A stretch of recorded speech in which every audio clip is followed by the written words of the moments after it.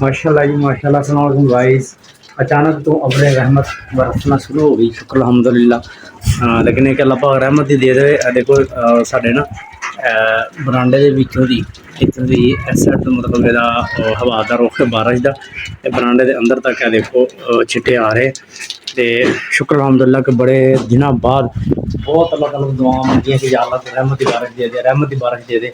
तो हुण भी यही दुआ है कि या अल्लाह रहमत ही दे दी और थोड़ी खुल के दे दे, ताकि मौसम थोड़ा जहा ठंडा हो जाए और साफ हो जाए। अचानक तो यानी मोटे मोटे छिट्टे आने शुरू हो गए। दुआ करने का अल्लाह खैर करे, देखने फिर बाकी तुहानू शेयर करने। देखो माशाल्लाह आवाज़ आ रही है नहीं तुहानू, सुनो शायद दरवाजे के नाल ना बारिश का सिलसिला जो ना शुरू होया। तो मैं क्या बाहर जो साडा चल रहा बल्ब, तो असल च हवा का रुख भी इधरली साइड तो बोर्ड वाल नूं, तो देखो पानी सारा उत्ते पिया है ना। इनू मैं हुण बंद करा कोई लकड़ी लैके ना, क्योंकि बिजली के मौसम के ना इह चीज़ों का थोड़ा एहतियात करनी चाहिए है। चलो जी या अल्लाह खैर। बाकी चल के अंदर बैठ मौसम इंजॉय कर रहे हैं, शेयर कर लीजिए कुछ। और बिजली चली गई क्या बंद किया?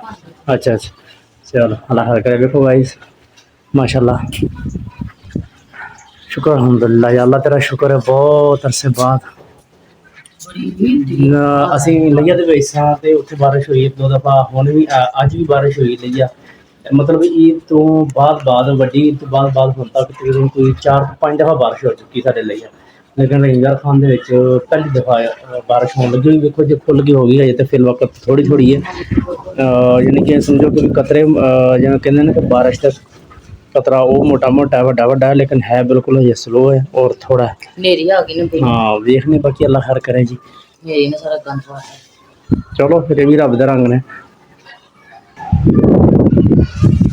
ओ या अल्लाह खैर। देखो गाइस जो कहते ना कि लिश्क चमक बहुत तेज़ है, लेकिन बारिश उस हिसाब की नहीं हुई। बस दुआ ही बार बार ही दुआ करी कि अल्लाह करे रहमत दी। बस जो भी दुआ मंगो ना रहमत दी मंगो बस अल्लाह पाक को। तो अल्लाह हर करे इस कोने तो ना माशाल्लाह इस साइड तो लिश्क बहुत ज़्यादा। मैं लाइट इस तो ऑफ की थी ताकि तुहानू सही पता चल जाए, क्योंकि जो मैं कैमरे की अगर लाइट ऑन करता फ्लैश फिर तुहानू यह चीज़ सही नज़र नहीं सी आनी। तो बहरहाल चलो अल्लाह पाक खैर करे जी। बस खुशी हो रही बार बार कि रहमत बरसन लगी। लो जी माशाल्लाह जी शुरुआत तो हो गई बारिश की।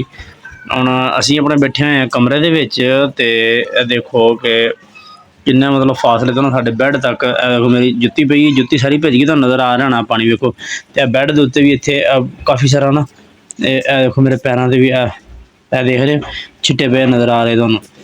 मतलब साडा बैड भी भिज रहा इधरों। देखो पानी दे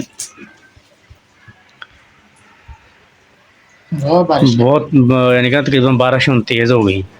और बच्चे रात का टाइम है तो बच्चे बाहर बाजार के इंजॉय कर रहे। तो मैं विखाना शायद शोर आवे या बच्चे शायद नज़र आ जाए। बच्चे तो नज़र क्योंकि रात का टाइम इन्होंने दूर ने, आवाज़ शायद तुहानू आ जाए। जब मैं छत के उपर जावा तो फिर है शायद, लेकिन बारिश बहुत तेज़ नज़र नहीं आनी कोई चीज़।